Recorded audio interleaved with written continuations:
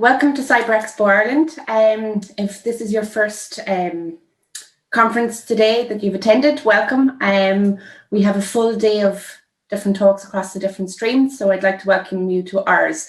Ours is I Am Who I Say I Am. So for those of you who don't know me, my name is Dr Vivienne Mee. I am the Managing Director and CEO of VM Group, where we have services of digital forensics, cybersecurity, e-discovery, and security audit.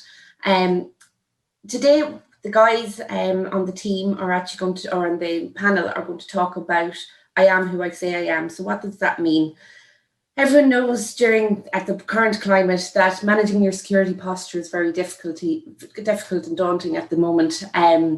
But given the new reality of ransomware, phishing, fake emails being received by your end users, identity management is probably one of the key things that you need to talk about, and that make sure that you've got strong identification and authentication controls so that there's no chance of a man-in-the-middle attack or fraud or user impersonation. As the number of connected devices and people within an organization increases, obviously then ensuring that these controls are in place is even more and more difficult. Deploying individual certificates for each application as well as the costs can become a challenge for IT managers. Making sure that only authorized users can request certificates, keeping up with multiple renewal dates, and ensuring uninterrupted securities against cyber threats exist as well. So this stream will provide today for the next hour and a half an insight into how secure certificate management for organizations of any size can be of use. Our first speaker today is Mike Hathaway. He is CTO of Ascertia. Mike is a seasoned specialist in PKI with over 20 years experience. Mike spent more than a decade working at Entrust, where he held a position at EDS, working as part of the Atlas Consortium, and at PricewaterhouseCoopers. He brings his extensive experience and knowledge to Ascertia team and applies his experience to drive further PKI innovation. Today, he's actually going to talk about the ultimate IT challenge, which is safeguard the data and support business agility. So over to you, Mike. Thank you, Viv, and appreciate being invited to speak here today. So I'm Mike Hathaway, Chief Technology here at Ascertia. Let's get started. So a brief look at the agenda for my slide package here. I'm going to take a look at the challenges of the existing business world, the impacts that digitizing business processes have had upon us or are continuing to have upon us, the shift to the cloud, the need for high trust in digital identity, and I guess the importance of identity vetting and enrollment. For those of you that don't know Ascertia, we've been around for the last 20 years or so, and we're one of the software leaders, one of the leaders in providing software to the technology market, providing PKI, digital signature solutions via two strategic products, Signing Hub to provide digital signature workflow, providing local remote signatures, and ADSS Server, which is our high trust platform, which enables businesses, enterprise to conduct signature, certification, and registration services. So businesses have been busy digitizing business processes and transforming how they use and consume resources. So here are some examples of digitization or transformation. So firstly, it goes without saying with the pandemic and even probably before that for the last decade or so, there's been the huge drive in cloud service adoption. This could be public cloud, private infrastructure, services, software applications.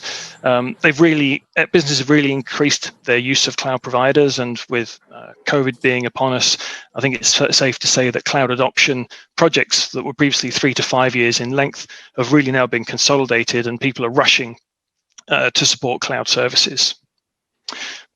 Again, more poignant with COVID is this high demand for user mobility. So we've, up until the beginning of this year, had a workforce that's been highly distributed, either working from home, train stations, airport departure lounges, etc. Our users have all been on the road and have used laptop, mobile, tablet, and in some cases their own devices. But fundamentally, the need for mobility has fundamentally skyrocketed. There's also been a huge increase in connected devices. So pretty much all of us have a smartphone, a watch, or a smart device, or a tablet, as well as a collection of smart devices that are dotted throughout our home. So an increase in connected device there, but also an increase in connected programs such as smart metering in the short term. And when you look to the long term with the rollout of 5G and then onto 6G networks, smart vehicles, smart city, etc. And then with the adoption of all these cloud-based services, the data is distributed across a collection of providers, and therefore the challenge there is, how do we provide secure access to our users, who's authorized to gain access to the data, etc. The transition to this new world, I guess, is defined really well by Gartner. Here's the dictionary, or the Gartner definition, which is the creation of new business designs by blurring the physical and digital world, which equates to new online transactions between people, devices, things, etc. So here are some examples that we're probably all familiar with. Anybody and everybody is familiar with online commerce, online gaming, shopping, banking, etc. It's probably the number one digital use case. You've then got the option of online digital signatures from qualified and trust service providers dotted throughout the European Union, and the standards are underpinning digital signature projects throughout the rest of the world. Infrastructure as a service, we're very familiar with the cloud providers that deliver online storage, online computational power, etc. Security as a service, there's many providers delivering managed PKI as a service, hardware security module as a service. And finally, software as a service, your usual customer relationship management vendors and online office and productivity tools. Digitizing a business process, though, brings a completely new set of identity challenges. So some more examples. How does a network device, server, or desktop perhaps, enter a password to provide authentication? With a workforce that's highly distributed, working from home at the moment, but when their office working life returns to normal, that's a coffee shop, an airport departure lounge, as I said earlier. How do you provide secure and frictionless access?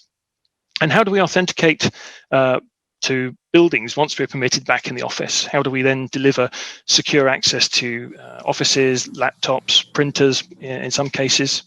And again, with the data distributed across many cloud providers, where's all the data, who's authorized to have access to it, etc. This slide sort of points to the modern IT world as we've come to live and I guess accept it for what it is now with COVID upon us. But up until this point, the IT world has evolved significantly. So there are more interactions with cloud providers that are hosting applications, data, or both. The IT team is no longer hosting vast amounts of servers, building and deploying applications. And increasingly, users now have to source, install, and support apps from their chosen app store that provide access and interactions with all these providers that allow the data to flow to and from the users and ultimately, in some cases, into the enterprise. The traditional perimeter as we once knew it has gone. We were all on the VPN dedicated network into the office, and now we're all consuming applications and data from a variety of sources. So that traditional perimeter has evaporated, in some cases disappeared completely. And it's not always the IT team who's in charge of the selection process for these applications. Business units will select the providers that best meets their needs, and this results in the IT team ultimately needing to provide access to users, applications, and data at very short notice. Users are mobile. They operate across a collection of devices. In some instances, it's their own.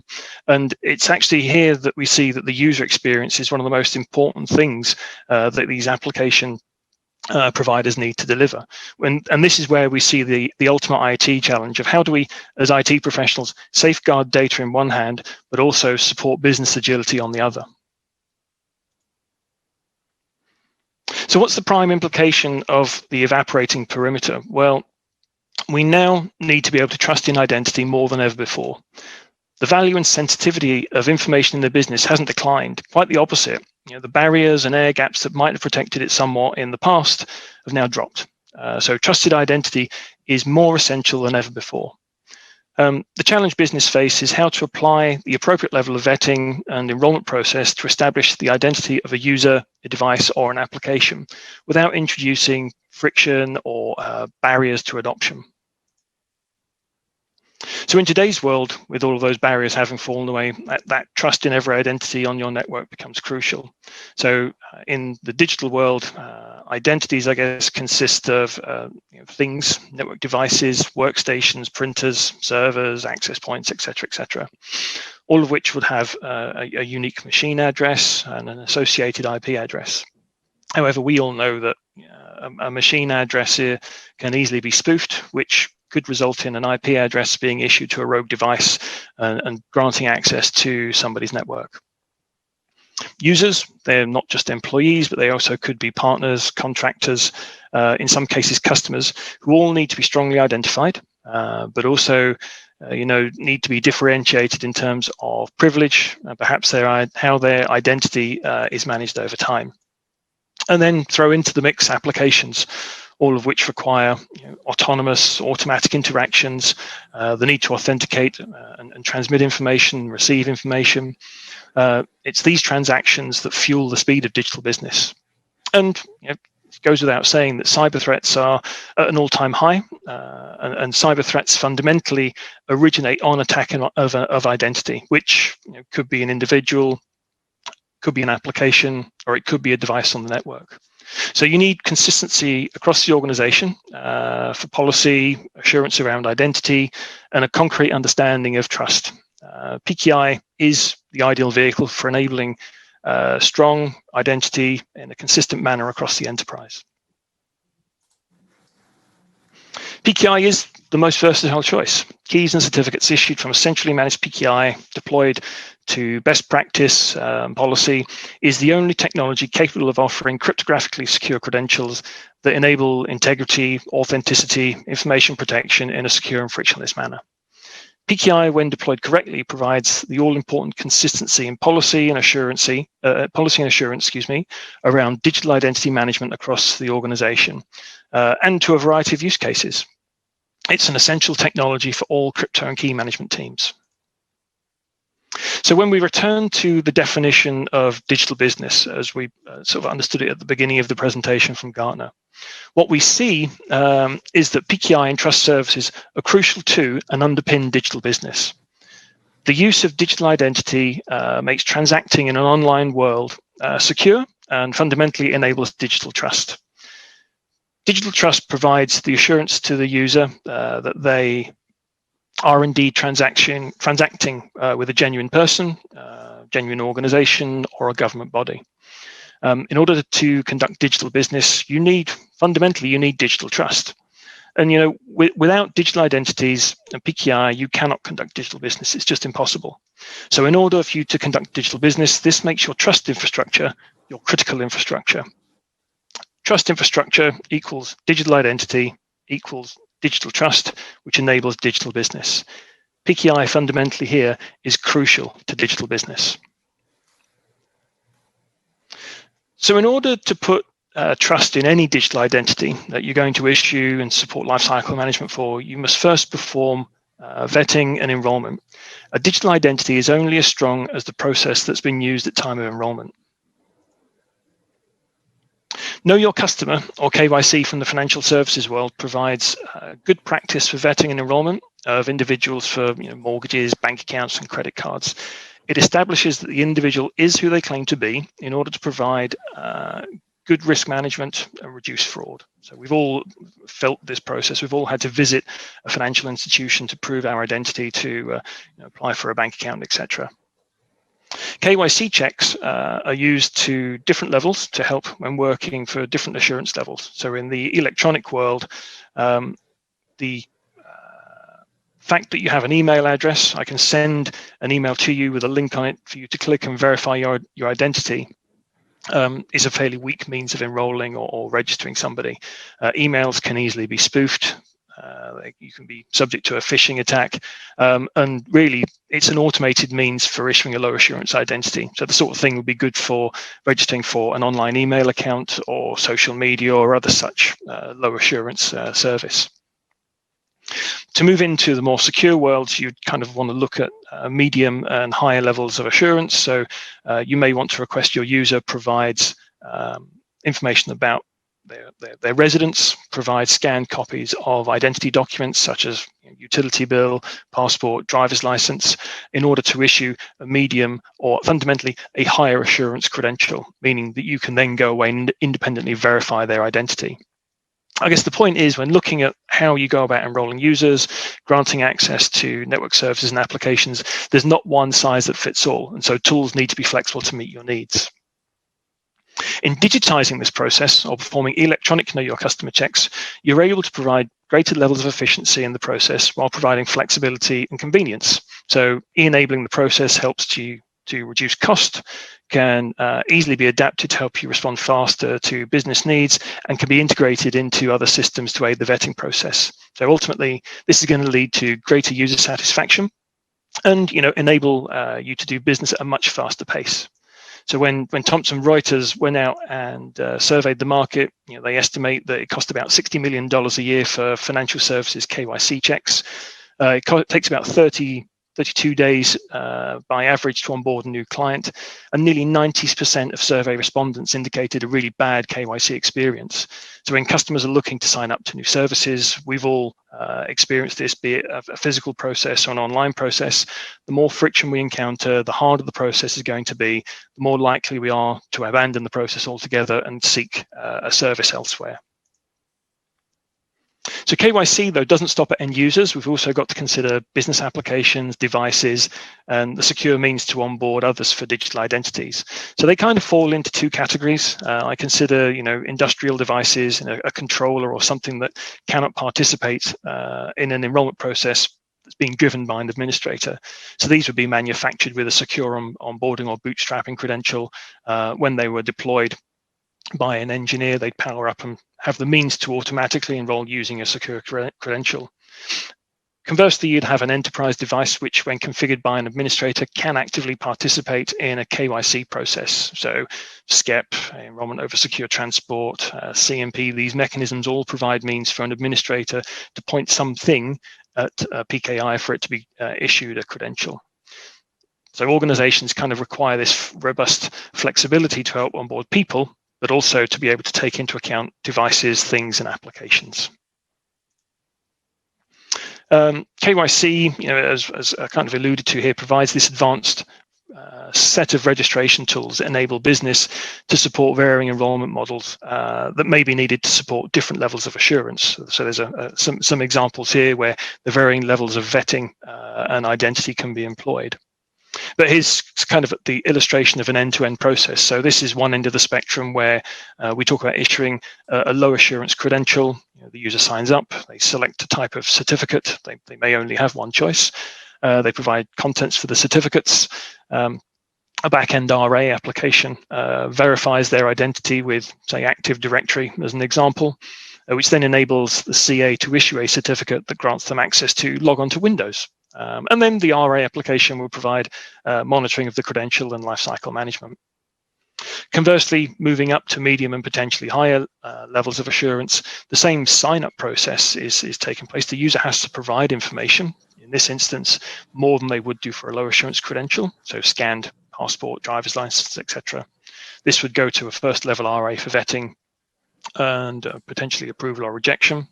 You may want to include second level vetting prior to the credential being issued and lifecycle management taking place. So what does this mean? Well, fundamentally, organizations need a platform to enable them to easily adapt to the rapidly changing needs of the digital world. We've seen vast changes the last 12 months, let alone the last decade or so. And many permutations of enrollment and vetting exist, and they need to vary for each use case for enrollment for users, devices, and devices in particular require a secure credential to be provisioned, but maintaining high assurance on the business end. And KYC is a fundamental part of establishing trust in identity prior to the issuance of a digital certificate coming from a trust infrastructure. So trust services such as PKI rely on registration and vetting technology in order to collect information about people, devices, applications that support the enrollment for a digital identity. Registration and vetting applications enable businesses to create workflow to collect information about people, devices, and things that are requesting certificates, and enable them to make business decisions based on the information that's being supplied, as well as validating that with third-party or external data sources to help them validate the enrollment request. Organizations need a platform in order to help them continue to adapt easily to the challenges of the evolving digital world. So that concludes my presentation. I'll hand back to Viv for our next speaker. Yeah, thank you, Mike. That was very useful.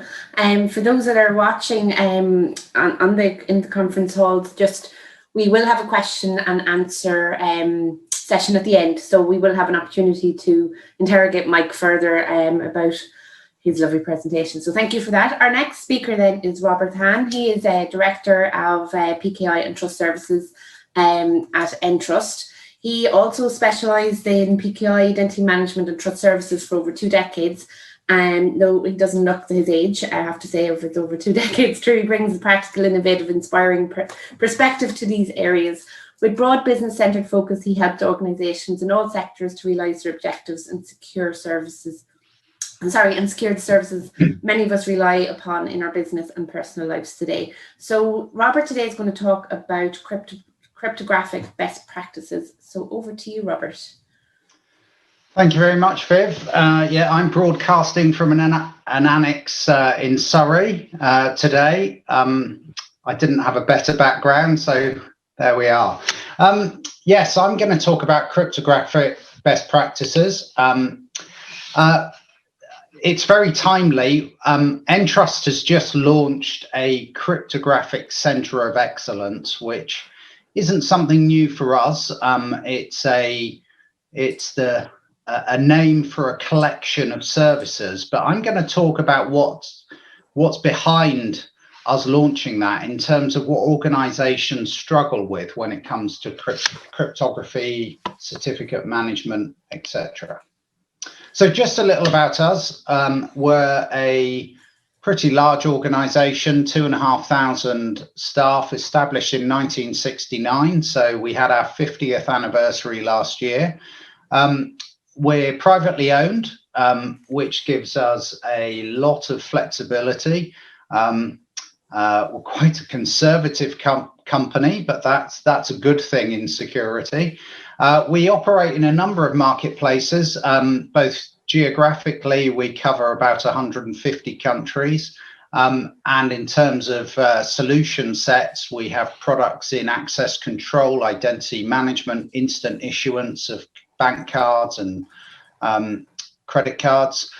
We're in the digital area. We have solutions, as we're probably better known for PKI, but we also provide trust services to support digital signing solutions like you've heard from Mike just now. Internet of Things, of course, everyone's in Internet of Things these days. We acquired nCipher just over a year ago, so we have an HSM business. But really, flowing through all these solutions, there is cryptography, either in the form of an HSM or cryptographic libraries, whether they're asymmetric or symmetric based. All of our solutions in some way use cryptography, and so do all of yours, your web services, your applications, your network. It's ever pervasive. So an organization has a challenge. There are a lot of digital assets to manage. As I've just said, most, if not all, have some element of cryptography underlying them to allow them to communicate securely with each other from server to server, or encrypting data before it's sent, or signing data. So just some examples here. We have, authentication solutions, databases, email systems, mobile phones, the cloud, of course, networks, all of which are reliant on cryptography. So there's no dispute these days that PKI in cryptography is critical infrastructure. The challenge comes with finding it all, or inventorying it all. If you know it's there, it's possible to manage it. whether you manage it well is a different question, but being aware of it and what crypto libraries you're using, what algorithms, what key lengths, what the key life cycle is, the certificate life cycle, the revocation process, etc. Knowing all that enables an organization to manage this landscape well. But of course, it's not easy to manage because it's everywhere. So when you start to think about all the different instances of digital certificates, crypto algorithms and libraries and keys, it becomes a pretty big challenge to think about how to manage it. And of course, resources in the cryptography are quite scarce. Crypto people are well paid. They're in high demand. There's lots of open headcount for crypto people. So it's a real fight to get those crypto people into your organization and to retain them.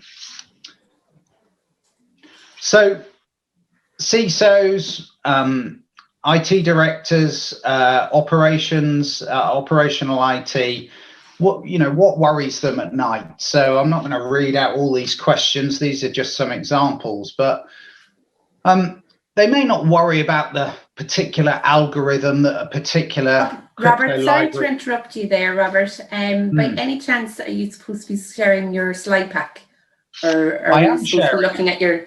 Oh, we can't see. It's just we're seeing your lovely bedroom still, so I thought it was part of the presentation. So apologies. Have you seen it? Sorry, have you seen any slides? No, we haven't. No. Oh, well, I've just finished. Well done. It was fantastic. I thought you'd like it. Well, let's try again. Okay, I think there's something better happening there now. So here we are. Yeah, that's great. Right. Can we Sorry, see a Robert, slide? you can proceed. Great. Excellent. Well, the other two slides weren't very important, so there we are. So CISOs, IT directors, etc. What worries them at night? And I've put some categories down here for the kind of things that they may think about, that they're concerned about when they're having to manage this huge landscape of IT with no perimeters, parts of it in the cloud, parts in their data centers, parts in third parties. How are they going to actually keep up with the expanding use of crypto? That's a big question because it's everywhere. Do they have the right crypto expertise on their staff? Do they have themselves organized well enough to manage crypto and all its life cycles? And particularly, do they manage the policy and the compliance around the crypto? There's no point having a policy if you don't manage it or evolve it over time to suit your growing, expanding, changing landscape. Can you manage those changes in crypto? Are you looking ahead to post-quantum? What algorithms are safe to use today that will see you through? Digital certificates, as products out there to manage certificate life cycles. Are you using those products? How are you using them? Are they providing the necessary tool to give you that dashboard? Are you looking at them from a perspective of improving your certificate management rather than a tool to try and fix some of the problems or hide some of the problems? Controls and policy, do you have those roles in place when you have high assurance crypto? Maybe it's a digital certificate on a web server or for digital signing or something like that. Have you set those roles out in your PKI, an issuance officer, an approver, a revocation officer, a revocation approver? Because revocation and issuance have both the same risks. Someone can issue a certificate to do something bad, and equally they can revoke a certificate or all of your certificates to do something bad. Different results, but lots of disruption and potential reputational risk.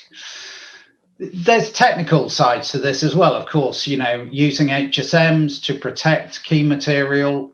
Are you using HSMs in the first place? Are you managing them properly? Do you have a policy around the management of the HSMs to key split your CA keys, or to keep the operator admin cards in separate locations with multi-person control on those? All of those things. So Gartner define a cryptographic center of excellence as follows: a group responsible for establishing an enterprise-wide strategy for crypto and PKI, the central point of contact within an organization for crypto and PKI issues going beyond technology. Now that's crucial. Only 40% of a PKI is technology. The other 60% is policy, procedures, and people. So you need to concentrate on them both. It's not just technology. Going beyond technology to provide guidance to projects and teams to help with compliancy. If you're in a regulated industry, you work in a government department, you have a set of rules, a set of laws, if you like, that you have to follow. You may need to have third-party audits to prove you're following them, certifications, etc. The Crypto Center of Excellence takes ownership for the convergence, management, and roadmap. Roadmap's a really key word here, because things move, risks change, hackers get cleverer, they get, we see over the years, deprecation of algorithms due to them being compromised. So you need to stay ahead of the game. So you need to think ahead in crypto, just like you need to think ahead in all IT. You know, what are you going to be doing in 3, 5, 10 years' time? So we've created a set of building blocks to help organizations as in a way to be their crypto center of excellence, or at least to support it. So the first thing you need to do is understand what's there. So we have a agile scan provided by InfoSec Global in our Crypto Center of Excellence, and that discovers all the crypto instances. It may not discover every single one, but it discovers a lot of them. It's market leading. And the fact that you now know about things you didn't know about means you now have a chance of properly managing them. The other big advantage is it assesses the process that we go through provides a report to give you a means of assessing your risk. And the beauty of that is you can then concentrate on the high risk. So if you're gonna spend resources and money on dealing with problems, hit the big ones first. That's what that report will provide. We then have what I call the softer side, or the people, processes, policy side of crypto and PKI. So another part of Crypto Center of Excellence is to look at the operational side. How do you manage your crypto? How are you organized to manage your crypto? What kind of compliance requirements do you need to meet? How are you going to audit yourself to make sure you're meeting those requirements and obligations? That's all bundled up in what we call a discovery or a health check.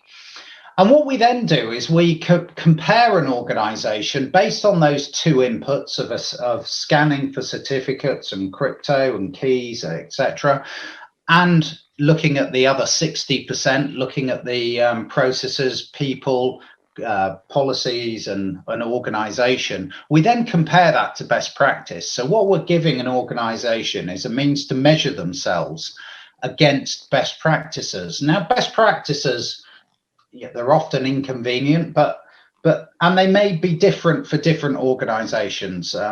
You may not need to behave like a military IT department in your organization, but you will have a benchmark that you want to hit. So we can set that benchmark and measure you against that benchmark. And then the final thing, it's not a one-off engagement, because the landscape is so large and you would want to assess whether you're making improvements over time. So we also provide what we call an expert by your side, which is that crypto and that PKI expert that you can call on, talk about the football if you like, but also talk about your latest crypto challenge, or to get some advice on how you should manage something better. So The process for us is we kick off an engagement, meaning we need to understand the current state. We use the tools that I've talked about, like an agile scan. We also have certificate discovery, certificate hub we call it, which allows us to find all of the certificates and all of the crypto. It's a very collaborative process. We're working with the key stakeholders in the organization that are going to help us form a picture, form a view of how things work in that organization when it comes to crypto. We deploy the agent and the tools and whatever to help us discover what's there, and that is the starting point to the report. The data collection happens, and it can be as broad or as focused as an organization would like. We then analyze the data, and that's both a process of going through what are the best practices and assessing that, going through the data that we've discovered in the scans and analyzing that data to help produce the report. And the report is a risk assessment. So it's assessing you against your level of compliance to well-known, well-documented risks and best practices. We provide that advice. We deliver the report to the executive team or to the operational team or whoever you wish. And as I say, that's a starting point, because this isn't a one-shot situation. You'll want to do it again in a year's time, or you might want to do it in a different geography or a different domain and assess yourselves there. And the check and remediation, as I say. So the report's quite cool. I'm not going to go into any particular detail, but it gives this scorecard, if you like. It allows you to assess your risk in terms of, that choice of algorithm, or how you're managing those certificates, or the kinds of keys and the policy, etc., around them. It's providing you that all important inventory. But the crucial thing, the real value, is not so much the data, it's the analysis of the data. It's transposing that to business risks, to helping you build a roadmap to better crypto management. So just focusing on PKI specifically, I like talking about this because most of the problems in crypto are not the crypto itself or the PKI itself. That does happen, of course. But normally it's in the 60%. It's how you're managing the PKI. What often happens is the project team build a perfect PKI with a brilliant policy, lots of good procedures and everything, and then they hand it to operations, and a couple of years or so later, all the key splits are in one safe, and the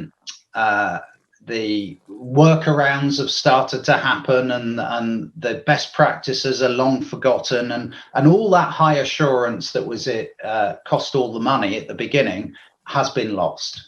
So what a PKI governance health check is looking at the softer side of PKI. How do you manage the PKI? What's your skill sets? What are your compliance and risks in your PKI operations? Looking at the PKI policy, if one exists, of course. Is it managed? Is there a policy management authority? Is it kept up to date? Is it managed as much as the technology? And the report then provides that delta against best practices, that benchmarking for compliance. It provides a ranking against good policy, good procedures, identifies the root causes. And this comes back to what I said a minute ago about certificate lifecycle management products. They're great, they're fantastic, but they're only tools. They help you manage and give you a dashboard of a landscape. What they are not doing is fixing root causes in how you operate your crypto. If you've put your keys in software, certificate lifecycle management ain't going to fix that. So what the final deliverable for us in this building block in Crypto Center of Excellence is a proposal of changes you can make with no obligation. You don't have to buy a PKI from us, but it gives you that PKI roadmap. You know, where should you focus your efforts to get the best bang for your buck and the greatest reduction in your risk. So it all fits together in terms of our crypto center of excellence like this. These are individual work packages, if you like, and they can be recurring, they can be one-off. So there's a PKI health check, which is looking much more at the technology, the 40% of a PKI, than the PKI governance, looking at the 60% of the PKI.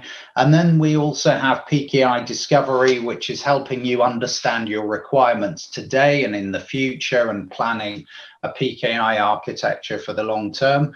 And then we have crypto health check, which is what I've just presented in brief. Next year, we're launching similar work packages to on the PKI side, so crypto governance, and then the following year we'll see what's coming. Looks pretty obvious to me from this slide, but there we are. So let's summarize. So a typical organization, and it doesn't matter whether you're large, small, a government department, a bank, or whatever, there's no question today that crypto and PKI isn't critical infrastructure, and there's no question that it isn't expanding. It absolutely is. Most people will also agree that risks can be unknown because you can't see these elements, these components. You might not be managing them well because you don't know they're there, or you might not need to know you need to manage them better because of lack of awareness and visibility. Sadly, organizations find out too late. Certificates expire and mobile phone masks stop working, or whatever the disruption is. Procedures, policy, crypto platforms are not always robust. They may have been once, but things have changed. The landscape's got bigger. The challenges have got greater. Crypto resources, no dispute there. They're expensive. They're hard to retain. They're scarce. Can you afford to have as many crypto resources as you'd like in your organization? And best practices, I love this phrase, are often convenient. It is difficult to have two-person control on things. It is a challenge to have approval to work on crypto systems. It's hard to manage a cryptographic policy over time and keep it up to date. So what we've responded to these problems, and these are common problems across the world in organizations, is a crypto center of excellence that isn't going to cost you the earth. It's a valuable tool that you can use to build up that crypto roadmap. We've got the expertise, the best practices. We've been running crypto for over 25 years. And because we have operated crypto, we feel we're quite well placed to advise on how to run it well. We've got solutions for visibility and management. We're going to help organizations with these tools and these building blocks to get their crypto back under control and into compliance. And crucially, looking longer term, looking post-quantum, etc., we're going to help organizations through these engagements to establish a roadmap. And the crucial thing, I guess, to finish on is it's about balancing risks.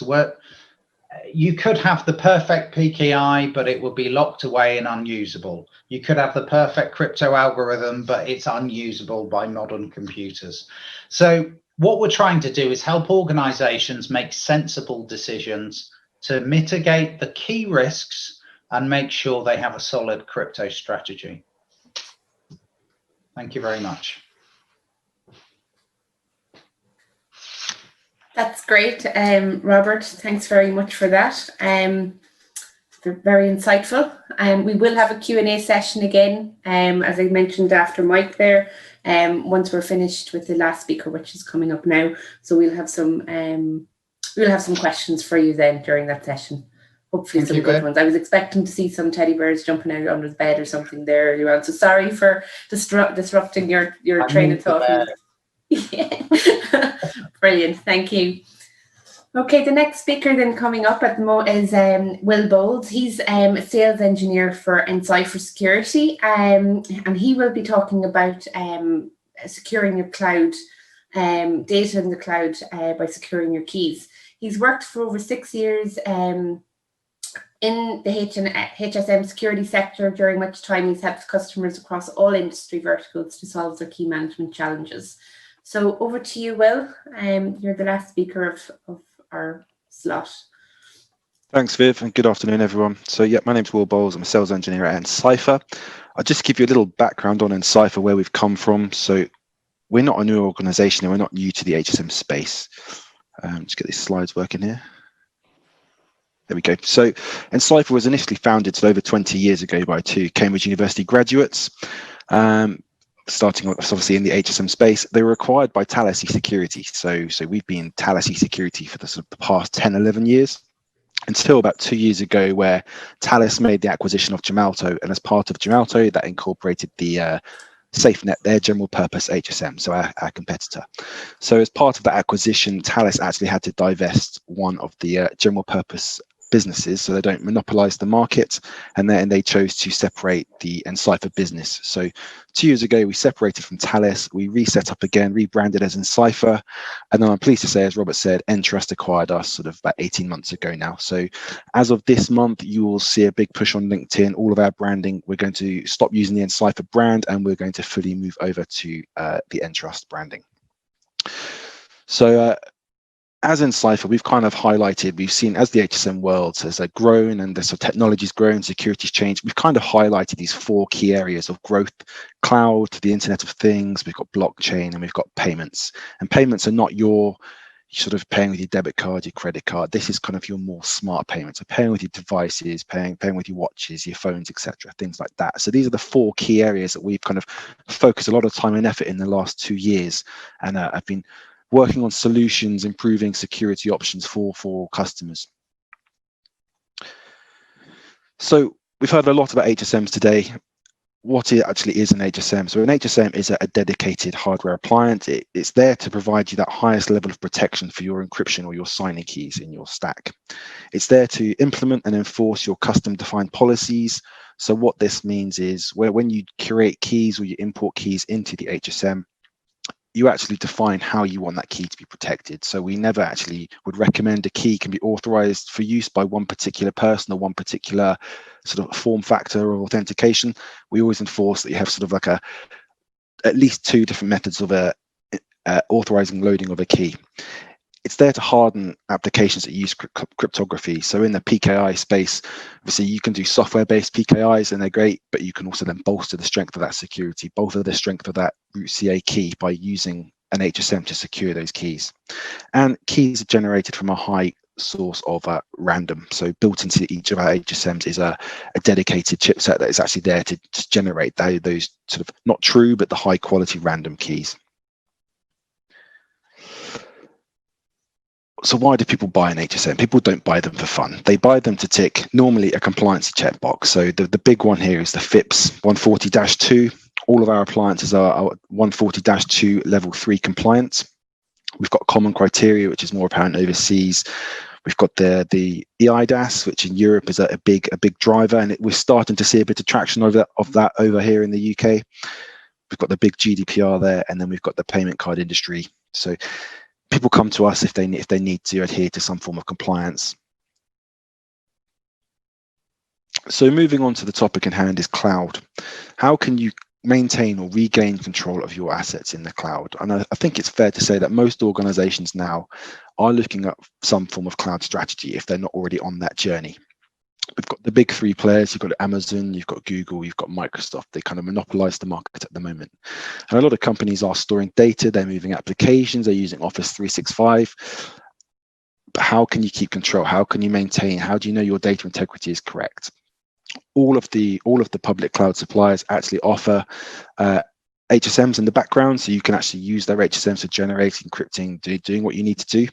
But let's say you want a bit more control, that you want to know where those keys came from. What do you do? So nCipher or Entrust, we came up with a concept called bring your own key, which we'll look at in just a moment. But in effect, it works by using any of our HSMs. So this example here that we're looking at now focuses in on Azure, but any of our HSMs. So on the left, at the top left here, we've got our Enshield Edge. This is just a USB attached HSM. It's very lightweight, ideal for bring your own key. But the way it works is you generate your own keys yourself. So you have your HSM on-prem with you, or one, oh, why did that jump on its own? Excuse me. You have one of your HSMs. You generate your keys, however many you want them to do. During the export process, you can actually define what you would like that key to do, be it encrypt, decrypt, signing, whatever you need it to do. The reason we've chosen Microsoft for this example is in the back end of Azure, all of their technology, all of their security HSMs are built on our Ensure HSMs. Why that keeps auto skipping, I don't know. So when you export the keys, you're actually re-importing them into Microsoft's Ensure HSMs. And from there, once they're in the key vault, you can do what you need to do, which we'll look at that in just a moment in a bit more detail.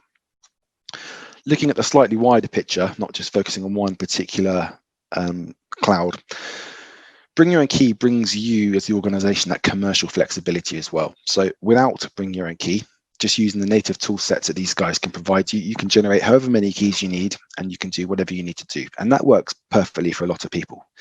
But a lot of organizations are looking at a multi-cloud strategy.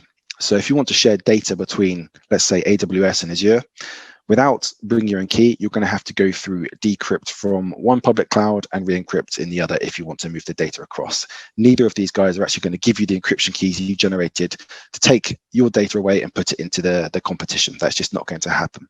So Bring Your Own Key, it gives you that commercial flexibility because you've generated your encryption keys locally, say on your laptop. You can actually export the same key into Azure, into AWS, or into Google Cloud Platform if you wish. And that way you can actually share your data around those 3 different clouds. This also works on a private cloud as well. It's not limited to these. What it also brings you is the peace of mind. You actually know where that key came from. So a lot of conversations we have are sort of data sovereignty, where the keys originated, where the keys reside.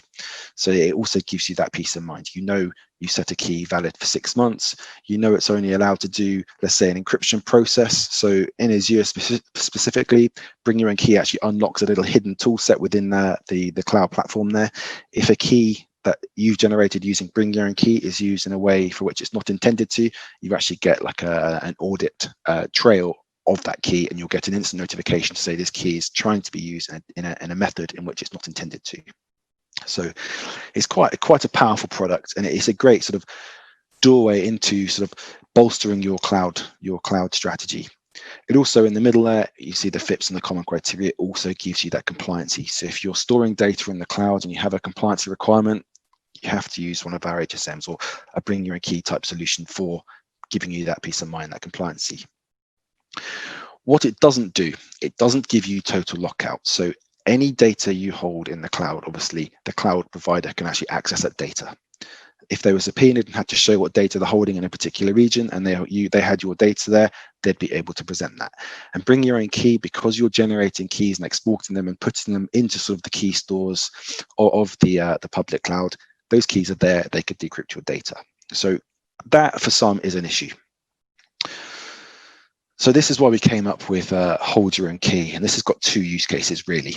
So just before I go into this slide here, Hold Your Own Key, effectively, you're still generating your keys locally on-prem with your HSMs, but you're not ever exporting the keys. The keys never leave your on-prem or our cloud solution HSMs. They never leave there. So the keys are never actually put into the hands of Amazon, Microsoft, Google, whoever it may be.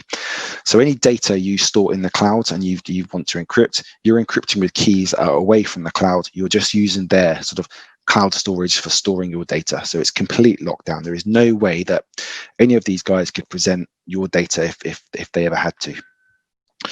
Hold Your Own Key in Azure, though, it actually gives you a little bit more flexibility. So you've kind of got the rights management service there. You've got your HSMs on-prem, and then you can see in the boxes here, you've got Office 365 and you've got your apps. So with the AIP, the Azure Information Protection Platform, you can actually generate a whole handful of keys, and then using the tool sets of Azure, you can actually distribute them for different things. But again, I will stress, all keys are actually on-prem with you. They're never actually in the cloud. It just gives you a bit more functionality with the Office 365 tool sets, the SharePoints online and things like that. So it's quite a short presentation. That is literally it. It gives you the two options: to bring your own key, to sort of generate your keys locally, and then to hold your own key if you want complete peace of mind for sort of the more sensitive data that you may be holding for your customers. And we've got plenty of information on our website. It's now entrust.com. nCipher.com will reroute you automatically, and obviously you'll see a whole load of documentation there as well. So thank you very much.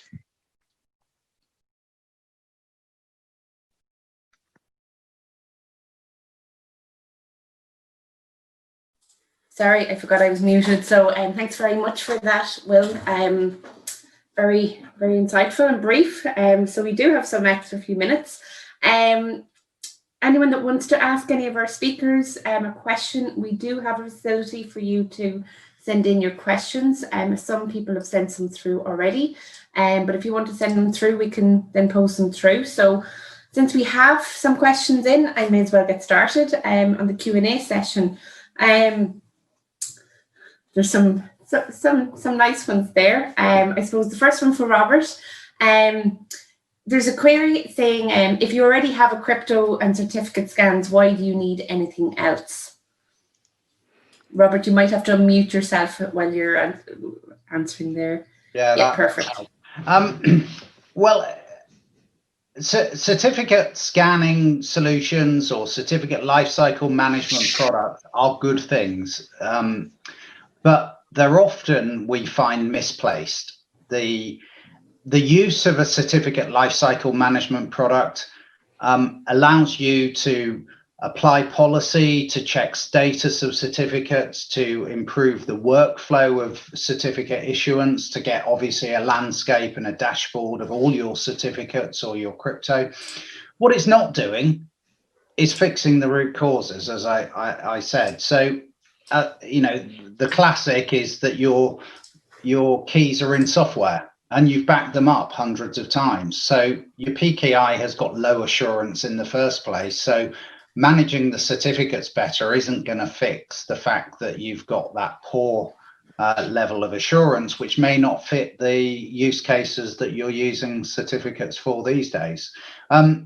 It's not going to fix whether you have a certificate policy or not. A PKI isn't a PKI without a policy. It's just a certificate pump. So what we always say is that you should use them as tools to measure your progress towards better compliance and better management. They're absolutely needed because organizations are running with CAs from multiple providers, and therefore you do need that single management interface. But you shouldn't be, kid yourself that it's masking more fundamental problems. So what health checks and policy assessments and etc. do is to uncover those real fundamental high-risk issues and allow you to do something about it. And you can continue to use cert lifecycle management or crypto scanning and everything, obviously, as well, to help you manage the landscape. Okay, does anyone else want to add to that response, Mike? No, I think Robert covers it really well. I mean, there's lots of masking that does go on. A PKI isn't a PKI without the all-important certificate policy, et cetera. So no, I think Robert nailed that. Yeah, okay, perfect. Maybe Will, do you want to add to that? Maybe are you in agreement as well? There's no one awkward here today. In agreement as well. Yeah, great. Nothing more to add there. No one awkward, that's good. One for Mike then. How do you see the ease of use of the know your customer or know your customer improving in the future? It's a good question. So I think it's fair to say at the moment there's, if you look at qualified trust service providers that are dotted around Europe at the moment, there's varying standards that govern how those PKIs are set up, how they're governed. As Robert mentioned, all of the policy, best practice procedures, CP, CPS, etc. But I guess the standards that exist around vetting the know your customer, the thing that I have to do to vet the individual of the organization, are lacking a little, and so I think two things will help them. One is certainly the adoption and creation of standards.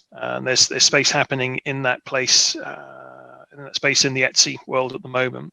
But fundamentally, to aid most organizations around improving KYC, it's a digital process. You want to enable that and make it as smooth and frictionless as possible.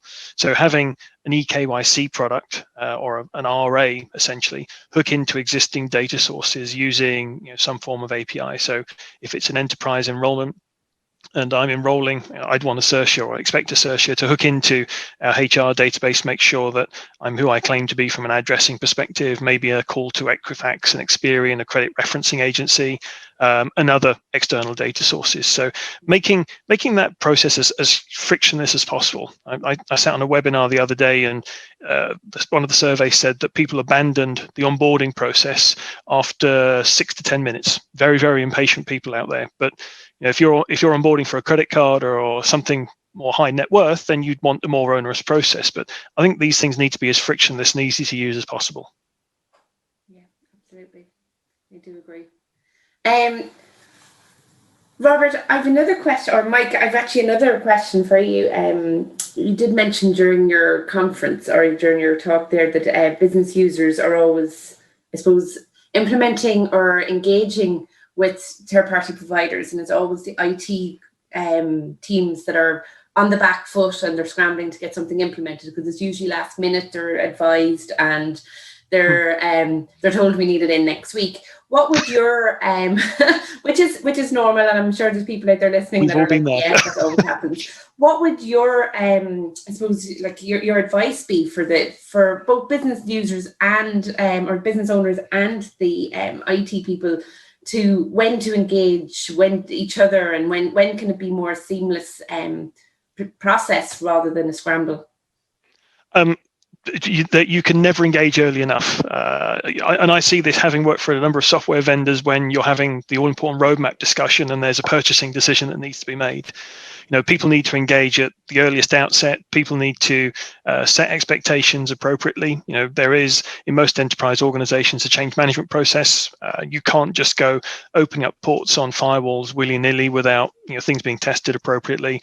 And let's face it, when you're engaging with a supplier, there is a contract negotiation phase to undertake. So you should, in all honesty, have quite a bit of time for that contract to be negotiated to allow an IT process to take place.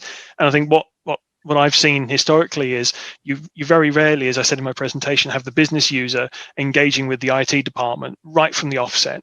I've been to many meetings talking about signing digital signatures, and you've got the people there managing the workflow talking about they need the features in the product, but they haven't engaged the IT people and fundamentally the people that are running the crypto center of excellence that are having to supply the keys and certificates. So you do get lots of disjoins in projects. So I advocate as engaging with your colleagues internally as early as humanly possible.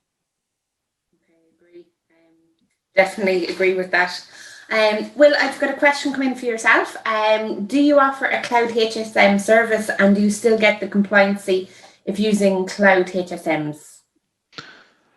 Yes, we've got a solution called Entrust as a Service, or NSAS. That's our cloud-based HSMs. So they've got 2 data centers in the UK. We've got 2 in the US, and then we're looking at opening more globally. And yes, you do get that compliancy peace of mind. They're isolated HSMs for you. They're not shared with any other third party or customer. So yes, you do. Okay, excellent. Thank you. Another one come in there for Robert. There's a good few coming in. Robert, we have a certificate lifecycle management product already. Why should we consider a PKI health check? Well, I mean, that's a very similar question to the last one, in that, certificate lifecycle management is sadly can be just a sticking plaster. PKI health checks are about assessing you both from a governance, how you operate your management of PKI, as much as what the technology is and whether it's fit for purpose and things like key lengths and key life cycles and whatever. They go hand in hand, really. If you don't fix root causes, they're going to remain and they'll come back and bite you later. And no certificate lifecycle management is going to save you. So you need to deal with both. So they're very complementary. Okay, very good. Mike, another one for you. Is there a difference between digital transformation and digitization, and do we confuse the two terms? Oh, that is a good one. And I think there is a chance that people do, excuse me, do confuse the two. I mean, when you look at digital transformation, that's kind of looking at your business, looking at what processes that you have, and then transforming them into the electronic world. So as an example, the signing of a contract when you join an employer, that's taking a paper-based process, moving it to a digitized platform, to apply for individuals to apply signatures to the contract. And you get this in car showrooms. You go to buy a car these days, you're no longer inking a piece of paper, you're clicking that you've accepted control of the mouse, and I did this quite recently, and you're digitally signing within the contract, and that's quite common. So the taking of a analog or paper-based process and digitizing it, whereas digitization is all about applying technology to existing business processes. So you've digitized the contract signing, and now its roadmap is evolving to new standards, new technology, and you're continuing that digitized journey. So I think we'll possibly reach a point, not necessarily for all businesses, but where we've digitized or transformed, the majority of business processes that we can. We're all doing that now under lockdown. We're all working from home, exchanging emails, conversing via Zoom as opposed to in a conference hall. And you'll just continue then to apply the latest technology to that digitized process to make the best use of what you currently have. I think a couple of business sectors, it's inevitable that they're going to remain in the old world. So the likes of the military, certain government departments will have to and do need to remain in a particular working way. But yeah, I think we do encounter instances where those two terms are often confused. Yeah. Okay. And I think probably with the current climate, as you say, everyone working from home, it has sort of evolved and changed people's mindsets on how work is going to happen going forward. Absolutely. I mean, I think under current circumstances, you're right. We're all used to, I guess, Amazon and ordering stuff to be delivered to your home. But look at all the retailers that are working really, really innovatively to book in for a haircut or a shave.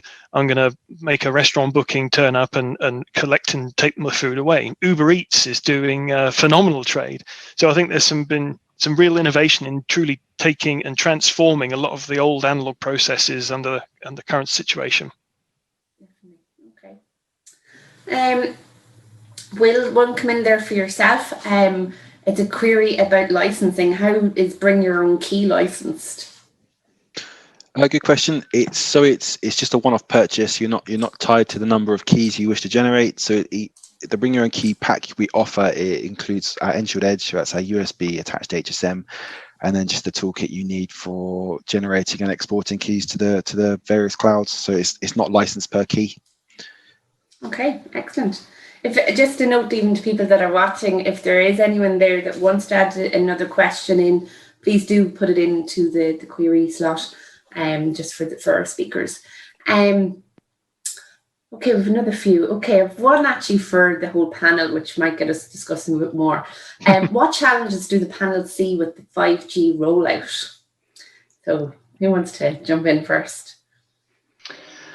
I don't mind tackling that one, but from a particular perspective, there's a lot of analysis going on and over the last 12 months about what is going to be that killer 5G app. Is it going to be healthcare sensors?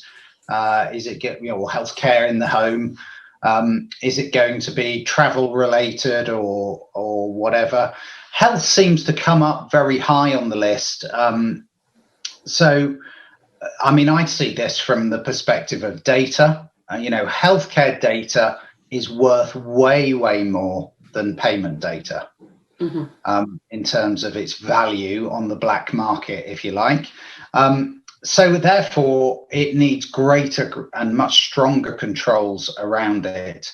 So if you're going to start assessing and people in their home for, NHS style checkups or sensing their health in the home using body worn sensors or whatever, then there's going to be a mass of data that can only be achieved because of 5G, but it's going to change the risk profile.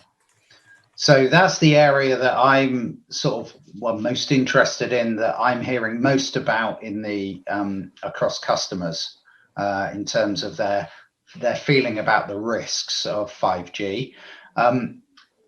A lot of organizations see it as, obviously, as a tremendous opportunity, doing more on the move than was possible, advertising and linking to, posters at bus stops and all those extra things that are achievable with that extra bandwidth. I'll leave it to anyone else. Well, I guess I'll chip in here as well, because I see lots of queries around how do we then how do we go about securing the 5G network in the first place? We know that the transmission masks are quite controversial. There's more of them required than in a 4G network to gain the coverage, and so therefore, they're on garage forecourts. They're forming part of street furniture, so bus shelters, inside of street lamps, all this sort of thing. There's just going to be more and more of them, and they're all in quite public spaces. So it's not beyond the wit of any malicious attacker to tamper and to inject something into that network, as secure it is, to start broadcasting any one of our telco provider signals. And your phone is just going to do what it's programmed to. It's going to latch onto it. So ensuring the physical security, I guess, is one element. But in order to service all of the different data types that are going to flow across that network, ensuring that you've got, again, and this comes back to some of the stuff we've spoken about here, an adequate public key management policy that enables you to monitor the keys and certificates that are used in that network, should you be using them, to ensure that, one, you don't have an outage due to an expired certificate, and you've got good visibility across all of the keys that are used to secure the IPsec networks that are in play here. There's many off-the-shelf tools that are supplied, I guess, with the hardware in this ecosystem, but they don't really give you visibility across all device manufacturers that you're using. So, vendor A isn't going to provide interoperability for vendor B, and this is a great opportunity for a telco provider to look at, I guess, the crypto center of excellence, establishing something in-house to monitor all of these elements within the infrastructure. So once you've got the keys and certificates in place, you can then establish, I guess, a secure network over a secure network for securing health data or for securing vehicle-to-vehicle communication. So there's quite a lot of VPN upon VPN upon VPN that would exist within that network, and monitoring the security of it. PKI is at the heart. Okay, excellent. Another query came in there about actually internal teams. So obviously, when you are adding in new types of infrastructure, comes overheads of processes, controls, etc. On the internal teams. So what is the overhead on a team managing PKI ecosystems? So just repeat that last sentence, please, Viv. Yeah, so what is the overhead on a team managing PKI ecosystems? Well, I know Mike can answer this very much as well as I, so we'll jointly answer this if that's okay. Let's do it. I mean, the overheads are directly related to the scale. The old way of doing PKI was often to have an issuing CA per use case, and therefore you'd have 15, 20, 30 issuing CAs, all of which have management overhead and audit activities to go on them. The modern way is to consolidate and do more with one CA. So it is possible to achieve efficiencies by modernizing your PKI architecture. But this really, for me, comes back to best practices are inconvenient. They cost money, they cost overhead, they cost organizational time. That, if you're going to have two-person control, you need two people at the right time to do the critical security sensitive activity. So, the overheads are going to increase. There are different approaches, obviously. You can reduce your overheads through automation, and I know obviously Ascertia do a great deal of that in their solutions, plugging into the ecosystem to allow other things to manage, a digital signing process or invoke it, etc. So there are technical ways. Mike, do you want to pick up on that? Yeah, well, certainly I think automation is the key here. I mean, we've all experienced over the course of the last decade a meeting with a customer, an existing one or a prospect, where they've got this certificate lifecycle management problem. And it's born of building a PKI, as Robert says, on a use case by use case basis. So I've been in meetings where a customer's had 60 plus CAs and they're looking for centralized management. And I think that provides, I guess, something of a band-aid, because you've had a team of people in to establish a CA for a particular use case, digital signatures in this example, where the tool sets allow you to plug into the ecosystem and your workflow's happening, everything's renewing automatically, all of your users are happy. But then the compelling event is the suite around you moves on. We're all talking about quantum resistant cryptography at the moment and what that means to our infrastructure.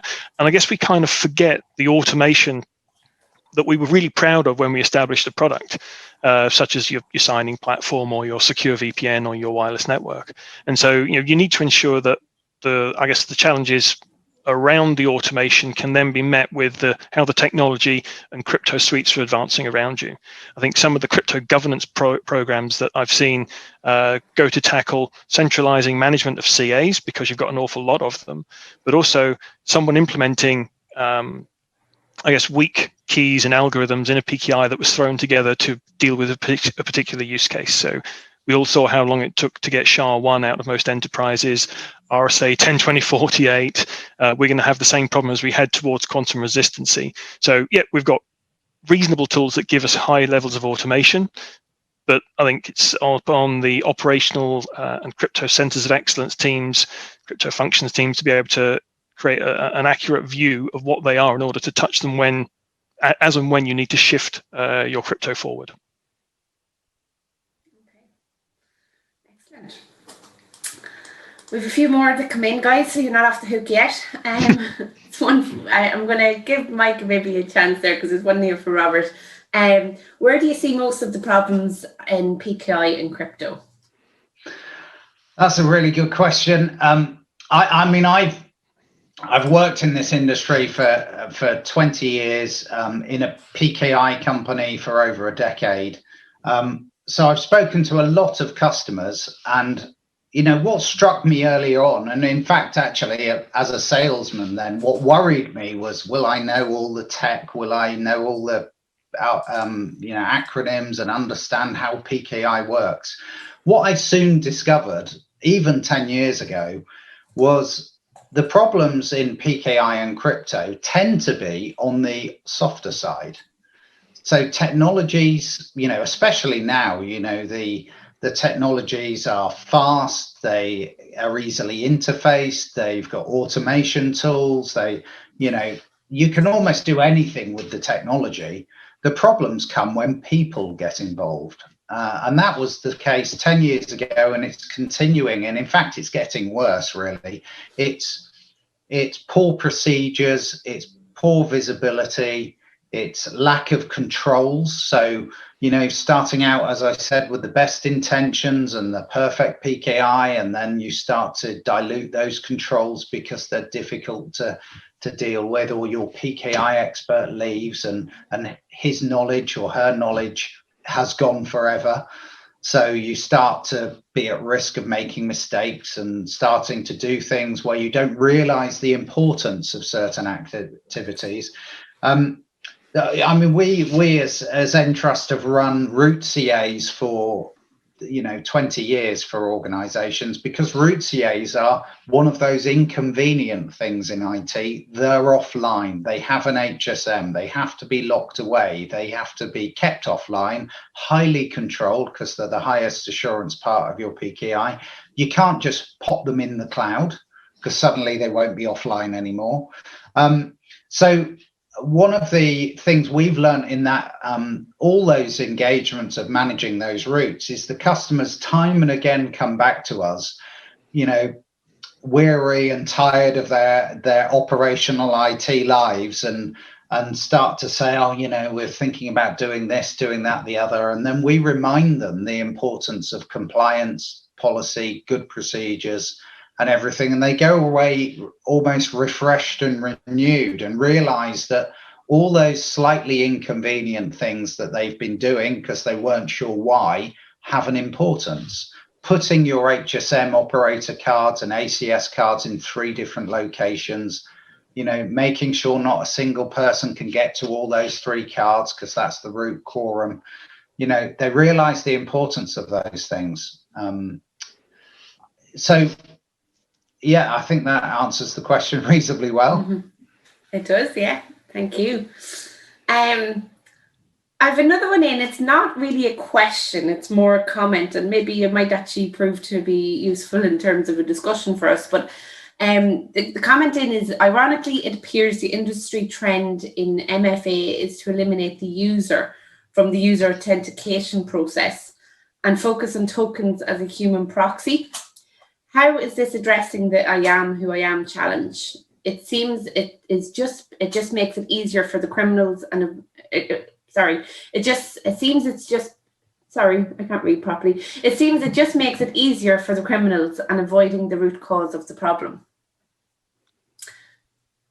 So, well, if I just comment initially, I mean, I know a bit about authentication, but what I know about is registration, because that is the precursor to any credential, whether it be a digital certificate or a signing certificate, digital sign, or a token, or a, you know, some kind of other method for MFA. Now, a lot is going on in the background that you may not be aware of. So let's take the example of the mobile phone type token. Technologies are also checking device reputation. They're checking where the device has been, where, you know, geographic location, whether it's moved geolocation, and I've forgotten the exact term for it. They're checking what kind of activities it's been doing, and you know, whether it's a trusted device before you know, the token is actually then used. So there's more to it than just the token. So now there might be solutions out there, of course, that are just providing just the token, but they're not, you know, and missing the trick of having very strong registration to get the token there in the first place. Device reputation, checking other factors of risk in how the device is being used. You know, have you used this app before? You know, what has this, is it being used where the device, you know, it is not known to be, and things like that. You've got a fair bit of experience in this area, Mike, I'm aware of. Yeah, I mean, it is all about the registration and the know your customer check process. I mean, my presentation touches on it to some degree. I mean, you can only trust a credential as far as the registration process that underpins it. So if you're just going to electronically provision something to somebody without performing any checks, you know, you're opening your door to all manner of nastiness. So device reputation is important. Doing a velocity check. Is the person coming from an IP block you're expecting? Are they in the same country as a service? Are they in the country where they claim to be? Have they traversed several geographies within a matter of moments, which, God, at the moment, no one can go anywhere. So we all know that's not possible. So it is paramount to the type of, I guess, the type of credential you're issuing, the type of system that you're providing access to. So if you look at eIDAS and the signaturing requirements, you've got to perform face-to-face vetting of the individual. You've got to categorically hang your hat on the person being who they are, and then issue them a credential that's protected under the sole control requirements. So on your mobile phone, that's having biometric protection against the key you're going to be using. None of that can happen without an authoritative, robust registration process in place. So ensuring you've got the tools, the ability to provide the adequate levels of vetting before you get the credential in the user's hand, because that could all go out. You know, that credential could be issued from any CA that's really, really cryptographically secure, but throw it all out the window if you haven't performed robust registration and vetting checks. Just one thing to add, though. The modern way of authentication is it's all about risk assessment. So we've touched on a few of those risks there. The other obvious thing to do in authentication or in the middle of a signing process, to be absolutely sure that the person has sole control on the signing key, is to do an out-of-band check. Is to do, you know, phone the person or send them a text message. You know, all these mechanisms are there to prevent that, you know, spoofing the token. Essentially bringing the human back into it. Exactly, yeah. It is. Yeah, I think it's called step-up authentication, or it's probably risk-based authentication. It's been badged by many. There's many. There's a lot of different terms for the same thing. Okay, there's a few other short queries maybe we might want to cover off. Quick one for Robert. Why is your crypto COE services recurring rather than one-off activities? Well, for some people, for some organizations, it's going to be a one-off to start with. You know, people don't sign up to multi-year agreements, you know, willy-nilly. They will say, I'd like to try it first. Let's just try one of these health checks. Let's just try an agile scan and a report to see what it's like. But really, the size of the landscape, you know, larger organizations, they're not going to health check their whole organization in one go. It would be a year-long project. They're going to focus on the areas they're most worried about, or the domains or geographies or networks that they feel are most at risk, and concentrate there. And then in a year's time, 6 months' time, or in a quarter's time, say, right, I'm now going to scan this, or I'm now going to look at that PKI, so that they can manage the change as they receive this useful intelligence and this guidance to say, you've got a really big risk here.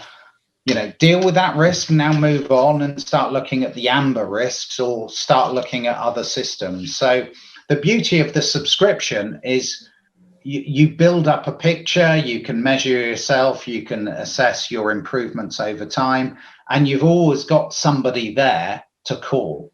So this expert by your side is probably the real value in the subscription, in that if you can have somebody who, you know, would normally have cost you tens of thousands of euros to employ, if not 100+ thousand euros to employ, and you can literally just call them up and say, thinking about doing this, what are your thoughts, you know, and get a real true, you know, crypto expert advice built on all of our R&D and all of our years of experience of operating crypto. That's extremely valuable in itself. You don't get that with a one-off, you know. Okay. No, absolutely. Guys, you wouldn't believe our time is nearly up. I'm going to give you all maybe 30 seconds each to maybe give your thoughts, close it off, just before I even sign off. So maybe, Mike, do you want to just say 30 seconds? Wrap up. Well, it's been a pleasure talking to everyone. We've certainly covered a lot between all of us. And I think the current pandemic has kind of exaggerated all of the things that we're talking about in terms of how we connect, work, and shop and conduct our own lives. I think technology has bled more and more into the way people are connecting with each other via conferences like this and between families. So the whole process of electronically communicating and converting those analog processes, you know, this conference is speaking volumes to that. So there's a lot to happen, without a doubt, in the security space, but hopefully things will get back to normal soon, and we'll be able to do some face-to-face interactions as opposed to relying on security underpinning digital ones. Thank you, Mike. Robert? Yes, so again, a big thanks for organising this. I've enjoyed presenting. I mean, it's great presenting something quite new. I mean, it's not new in its concept, but it's brand new launch. It was launched with Gartner last week. I think it's a very timely thing to talk about managing cryptography. We've talked for many, many, many years about how wonderful the technology can be, and the latest algorithms and interfaces and automation and APIs and whatever. And we've perhaps missed a bit of a trick as the landscape and the certificate and crypto proliferation has happened around us, accelerated in the last year, that maybe we need to spend a bit of time looking at how we're organized and skilled and structured to be able to manage all this crypto well, because it will avoid a big shock and potentially, a fine or a real reputational issue that will come down the line just because you didn't know. And unfortunately, not knowing is not a very good excuse. With not crypto, anymore. it's all too late. It will go nuclear at some point if you don't think about these things. Definitely. So, and I am looking forward to meeting you all in person, whoever you are out there. Great. Thank you, Robert. Thank you. Will, do you have a 30-second sign off? Yeah, I'll keep it short. I say thank you everyone for listening, and thank you guys for organising this event. So as Robert said, don't scrimp on your security. Sort of make sure you do your due diligence and planning in the interim at the beginning, so it doesn't come back and haunt you later on. But yeah, thank you everyone. Thank you, Will. And I said for myself and from all at the Renaissance team, I just want to thank all our speakers today. You've done really well. I also want to thank the people in the background, the producers of the conference, and also the Excel team. They've done a fantastic job in pulling this together. Without them, we wouldn't be here. So I just wanted to say a massive thanks. And also thanks to Mike Conway, who's actually sent me a bottle of gin today. So thank you very much for that. So thanks to the audience for joining us, and hopefully we'll see you in person next year as well. So thank you. Thank you very much. Thank you, everybody. Thank you. Bye.